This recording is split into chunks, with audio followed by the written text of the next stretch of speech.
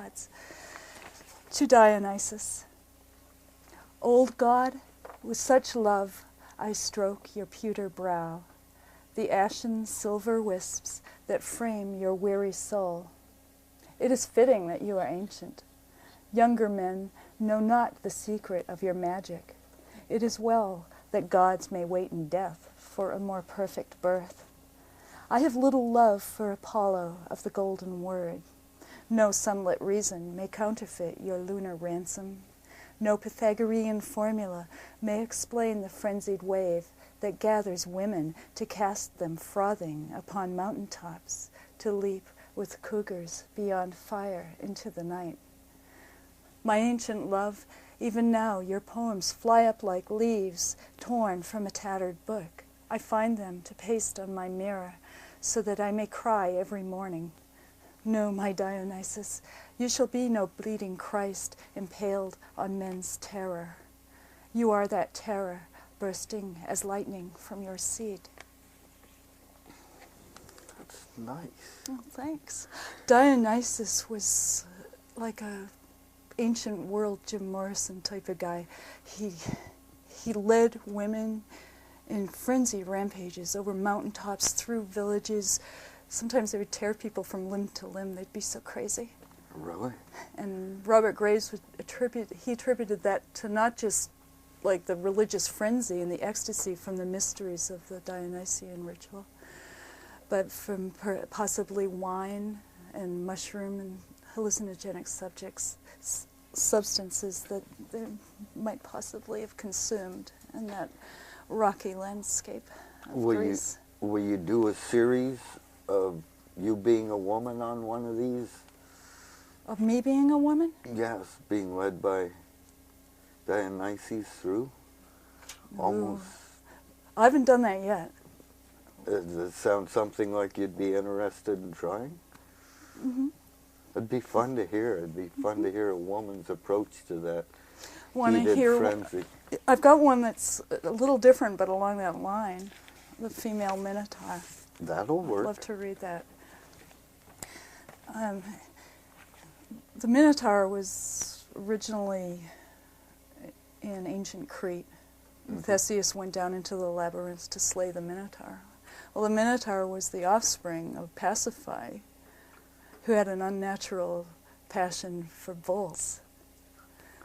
And Daedalus was the carpenter who enabled her to enact that passion. So this is called the female minotaur. Pasiphae inscribes her insights onto papyrus cloth. She knows what makes the Greek hero tick. Her slave turns the page with his girlish hand and brushes rabbit fur along the soles of her feet. Daedalus, observing her at work, senses that the bold script is woven from inky veils of octopi that hide in subterranean harems. The hero is not alone, she writes. Constantly, he is honing his edge in battle with his monstrous other self, whose mighty shoulders heave as wings of stone, and whose feet impale the earth with claws. At dusk, he marches into the creature's den, and at midnight it hurls him to the underworld, that he may spend the night seeking in the black labyrinth that surrounds him, a tiny crack revealing daylight's peaceful solitude. Daedalus moves closer and enfolds Pasiphae in his brawny carpenter arms. Here is no wife of Minos. Here is the mother of bulls, the terrible goddess who rules the dark night and bright beyond. In his desire glares the red-eyed beast, yet his hands are gloved in tenderness, and his humanity fits inside her like any mortal man. Her slave supports her from behind and reaches places only blind men can see. Slave and girl enfold each other like a nest into which Daedalus sinks, arms, legs, heaving, hairy folds of writhing snakes and pairs of eyes that narrow and seep with luminous wine, wine that ensnares him like sweet opium.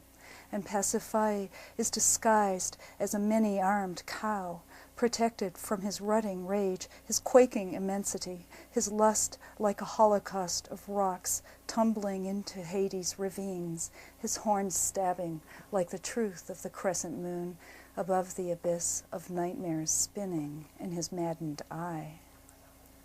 For this is the beloved. For this she becomes as great as he. For she is able to touch his manhood, to bring its burning moon-musk horn to the deepest rivers of herself. For this, her slave boy dies.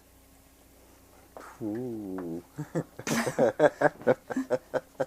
Pretty powerful. They had powerful women back then. They did. That's something that I Well, they do think today, too, Well, actually. it's coming back around where Yeah. women are regrouping the power. you Yeah. know. But there was so much destruction historically. It seems to be like the birth of the destruction that we have in the world today. Do you want to go into a little more detail on that? What have I got myself into? A I'm just thinking conversation? of like Y2K. Everybody's afraid of Y2K. Mm-hmm. I'm not afraid of it. I'm kind of afraid it's not going to happen. You know, we're so hungry for change. We want to evolve out of this destructive humanity. Most of us do, I would think. And we're wishing for some miracle cure. And we're so blind that all we can think of as the human race is, oh, Y2K, the world's going to end.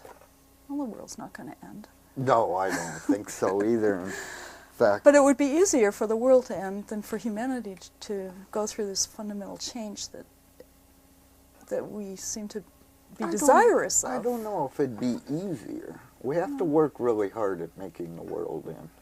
Yeah, This that's is true. not an easy task, and I really don't think we'd succeed. That's reassuring, Steve.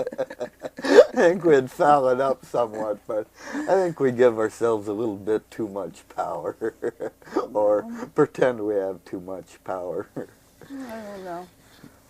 What brought you into the Greek mythology? Was it something that, I've just been drawn to it my whole life. has it been other mythologies as well? Not so much as the Greek. I don't know why. Maybe it's because as a kid, that's all we were given for fancy stories beside the fairy tales. Is the Greek mythology. Do you have other Greek idols? Greek goddesses? Do you have other Persephone. poems? Oh, I've got lots of them. Or, Actually, in this manuscript is when I started writing my mythology poems for class, and found that once I started, it was kind of hard to stop it. There's one. while you're doing that, I'll mention that the phone number is 822-7924, and we have an open call-in line, so feel free to call in and ask any questions.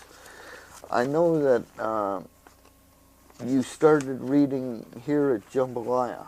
Mm-hmm. The open mic. And we're very shy about that at first. Yeah. Nightmarishly shy. Call 911 shy. How do you think that having something like Jambalaya and the open mic series and getting up there helped? Did it give you confidence? After about the first year. It gave you enough to appear on the show. This is easy. There's like a small group of people, True. and the camera, I'm not shy around the camera. Wow. So, a little bit shy.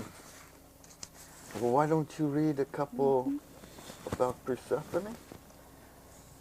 Persephone. Well, There's one that's got Persephone in it. This is about like a long line of goddesses, Oh, starting from the beginning. I pay tribute to Well, that. starting actually from the present and going to the beginning.